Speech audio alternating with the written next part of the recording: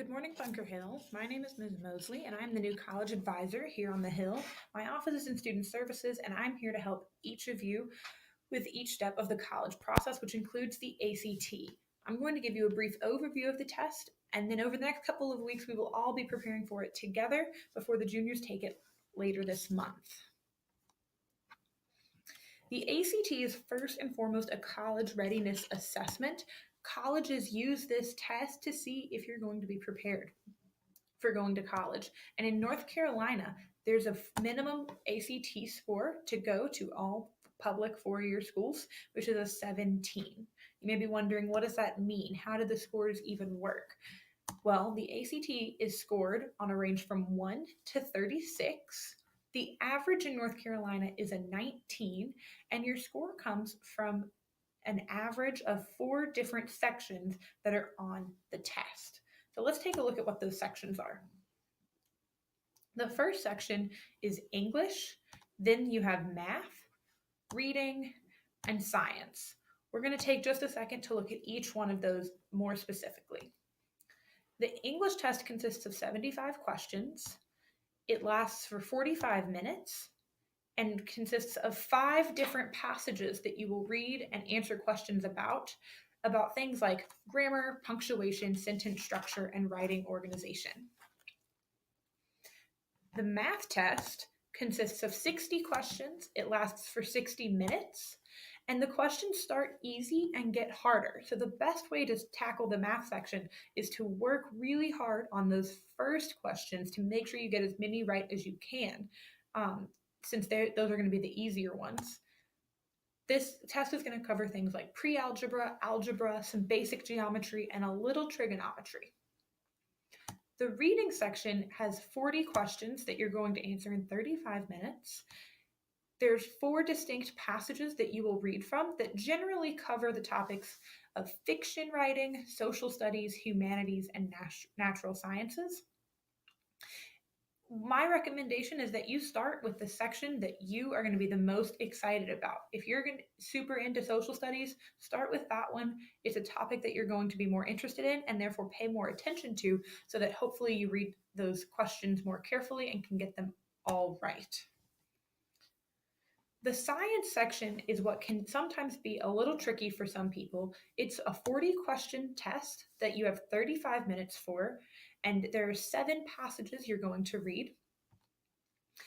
These are largely going to be charts and graphs, tables, and research summaries. When we say it's a science test, you don't have to know a lot of science. In fact, you really just need to be able to read all those charts and graphs to get an idea of what they're trying to tell you and answer some questions about what they're saying.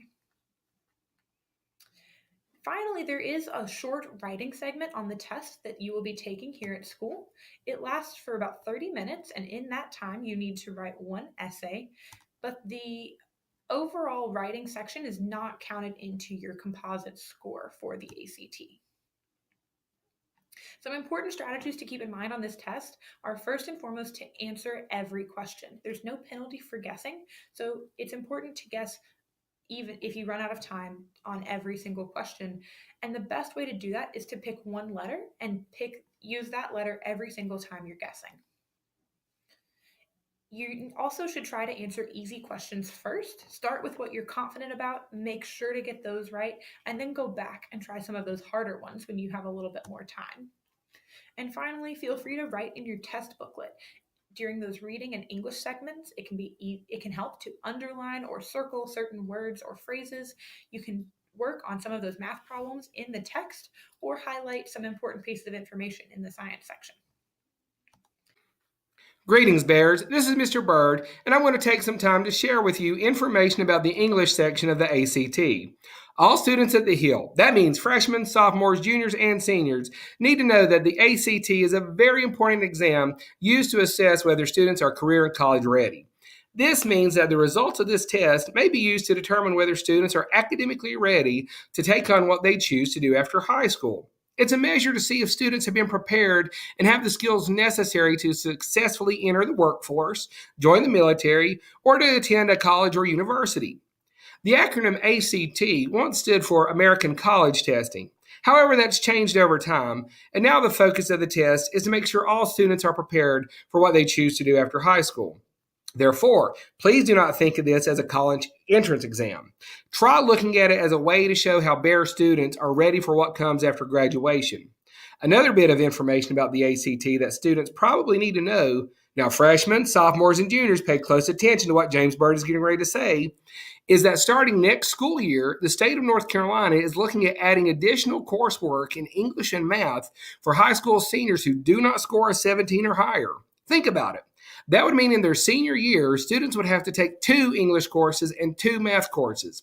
I'm sharing this information so students know that if they don't score a 17 or higher, it could affect what they have to do to get a diploma.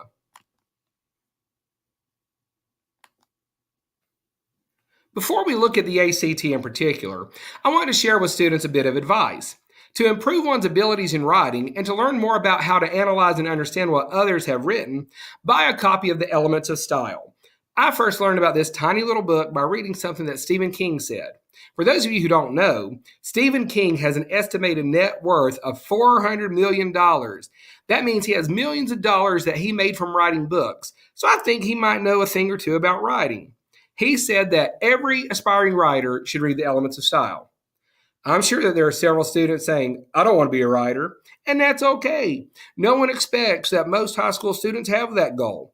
However, the information contained in this tiny little book, it's only 85 pages, provides readers with the type of skills that are assessed on tests like the ACT. In addition, I'd like to share that I had the opportunity a few years ago to take the community college's English placement test. Guess what? Most of the questions were similar to what appears on the ACT, and a person can learn those skills by reading The Elements of Style.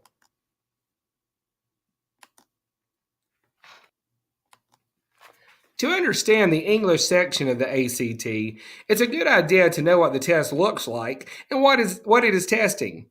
Read the above directions with Mr. Byrd. Directions. In each of the following passages, words or phrases are underlined and numbered. For each number, alternative choices for the underlined portion are listed in the right-hand column. Choose the option that best modifies the underlined portion for standard written English or is the best wording choice for the overall style and tone of the passage. Select the No Change option if the underlined portion is the best version. For a numbered item that asks a question about the underlined portion, choose the best answer. There are also questions that ask about a section of the passage or the passage as a whole and do not correspond to an underlined portion. These are identified by a number in a box. Please note that on many of the questions, test takers will have to decide what changes should be made to a text or whether changes should be made at all. Think back on how many English teachers have made students rewrite essays. All those times the teacher made students proofread, edit, and rewrite papers were chances for those students to build the type of skills necessary for success on this type of assessment. On the next few slides, we will look at the 3 strands that the ACT assesses and their subcategories. This information is important because students need to know what to expect to see on an exam before they jump into it. The 3 major areas include the following: conventions of standard English, knowledge of language, and production of writing. Students who have taken high school English courses have been taught a variety of skills in these areas, and the ACT contains many questions in each category. Conventions of standard English simply means that those taking the test should be able to demonstrate skills in punctuation, grammar and usage, and sentence structure. Remember all those times an English teacher told students about where commas go, how to put periods at the ends of sentences, what a semicolon is, and so forth? Those skills are tested in the English portion of the ACT. Big hint. Many of the questions on the ACT English section deal with the differences between colons, semicolons, commas, and dashes. Students might want to spend some time looking up those differences and how to use those types of punctuation accurately and effectively. The following slide contains an example of a conventions of standard English question. It came from the recent Case 21 practice ACT the juniors took. Look at question number 13. It says, for the sake of logic and coherence in paragraph 4, how should sentence 3 be revised? A, no change should be made. B, without having been there, the reader could benefit from an example. C, in order to appreciate the talents of these unique artists, it helps to read an example of an epithet from a tombstone. Or D, for example. If you have a copy of the book, go ahead and circle the phrase "for the sake of logic and coherence." Before attempting to answer a question like this, and there are multiple test items that contain this exact phrase, think through what the question is asking. Circle the word revised. Basically, circle the word revised.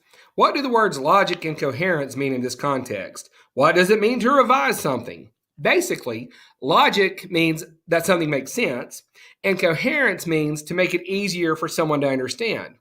To revise in writing means to make changes to the text. Therefore, the question is asking, to make paragraph 4 make sense and easier to understand, how should a person change sentence 3? Remember to paraphrase questions to make sure you understand what they're asking. In this case, decide should it be left alone or one of the other choices work better. Many times, answer A is the correct choice, and a test taker might note that no change should be made. But a careful analysis of the other choices in this question will reveal that a better sentence exists. Notice how in choice B, the phrase, "the reader could benefit" comes up. Now look at choice C. Notice how it says it helps to read by an example. These phrases are very similar, so a test taker has to ask, what makes it more clear for what the reader should take from the text between those two choices? Which one offers more detail and information about the context? One would probably eliminate item D because it offers no detail or thought to the reader because it is less than the original sentence. Therefore, now that it's narrowed down to B or C, what separates them? It's the additional explanation of the text purpose that sets questions item C apart. It tells the reader exactly what the example follows. Therefore, C is the right answer. Questions that focus on students' knowledge of what words might be better used in places in a sentence or in a paragraph. Many of these questions will ask things like the following. If the author were to delete blank in each of the items in the list in paragraph 2, the sentences would lose whatever. To answer questions like this one, students need to understand how the term is used in the paragraph and how changing it might affect the reader's understanding of the text. Students who've had teachers say, "use a better word," know what this is all about. The difference between getting these questions right and wrong, however, comes from whether a student knows why changing a term might affect a piece of writing. Question number 61 addresses how well test takers know how the English language works. Think back to all those times that an English teacher bled all over an essay by marking mistakes on pronoun usage or choosing the correct word to express meaning. To answer this type of questions, students need to know the skills that the teachers marked on those papers. Read the question. So question 61 refers to the first sentence in paragraph 1, which says, "Many may have seen them in a grandparent's attic or in mom's or dad's old boxes of memories, those thin, round vinyl records." 61 says, A, no change, B, replace many with someone, C, replace many with one, or D, replace many with most people.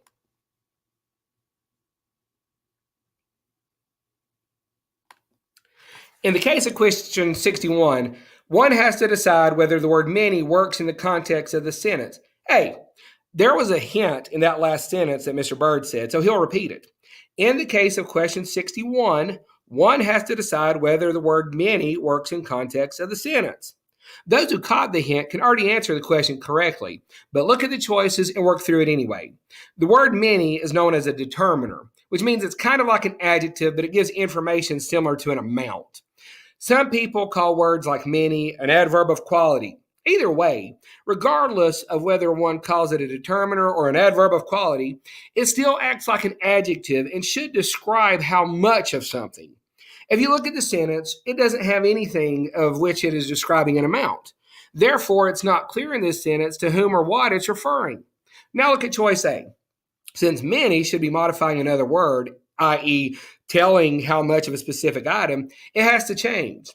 Choice B is a little too specific because of the word someone, which would have to refer to a certain person, but this is a generalization. It's referring to any person.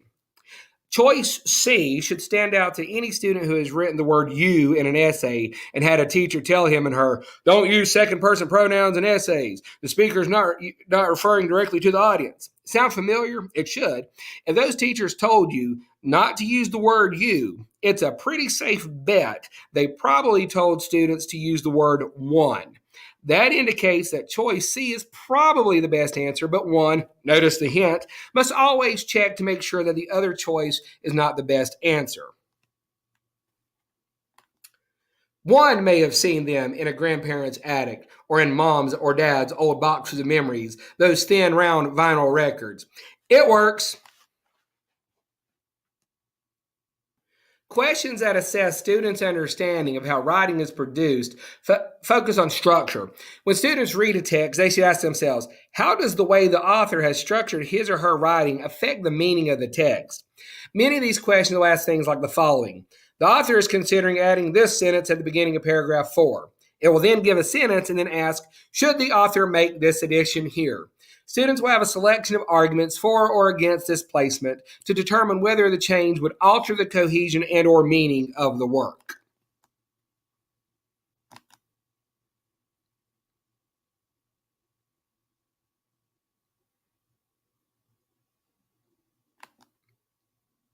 The final question to analyze deals with students' understanding of how writing is produced.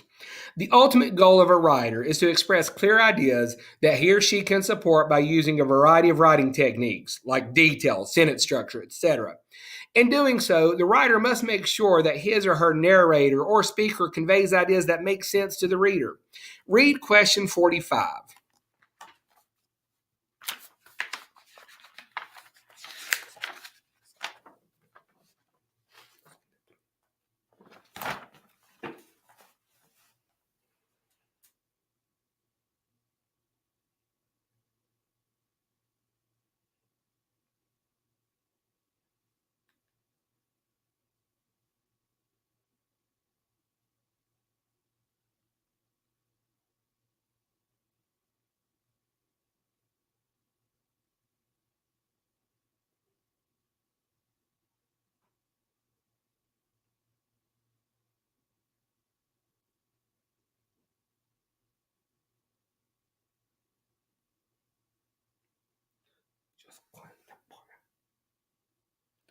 Jocelyn Desprez.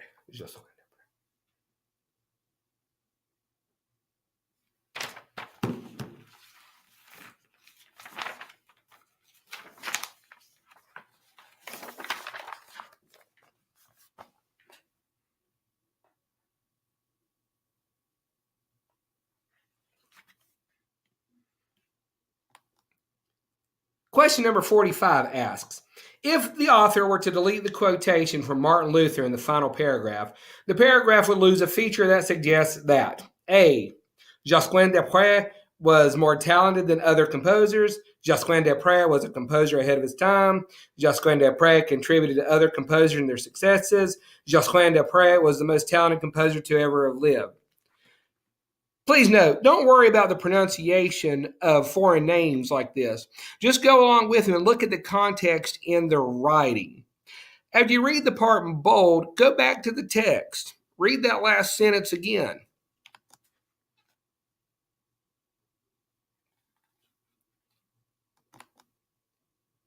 It says, Martin Luther was even quoted to have said this of Josquin and his musical talent.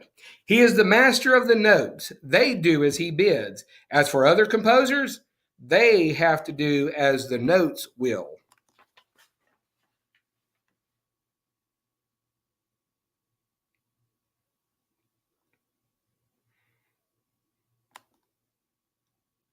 What is the speaker saying? He says Desprez is a master and that the notes do what he tells them. Other composers, the notes tell them what to do. So who's better? Apparently Josquin des. Now, look at the choices. Question A stands out automatically, but one must always look at the other choices to ensure there's not a better one. Look at B. Does it say anything about Desprez being ahead of his time? No, strike it out. Look at C. Did he help others succeed? Not based on the quotation from Martin Luther. Eliminate it. Does the speaker claim that Desprez was the best ever? No, but he does indicate that he's better than others because he's the master. However, it does not say the master of all time, so A is a better choice.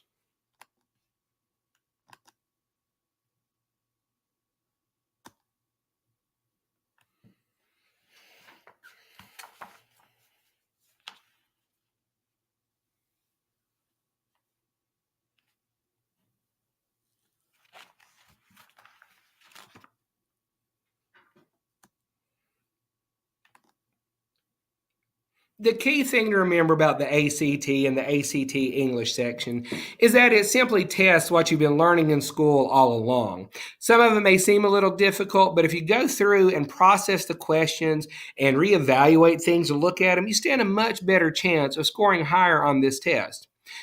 You can do it with the skills your teachers here at Bunker Hill have taught you. So take some time between now and the time that you take the ACT. That means whether you're a freshman who'll take it in a few years, a sophomore, a junior taking it in a few weeks, or a senior who has to take it again to try to get one last higher score for college. And think about these skills and see how you can apply them. And just remember that you can do it.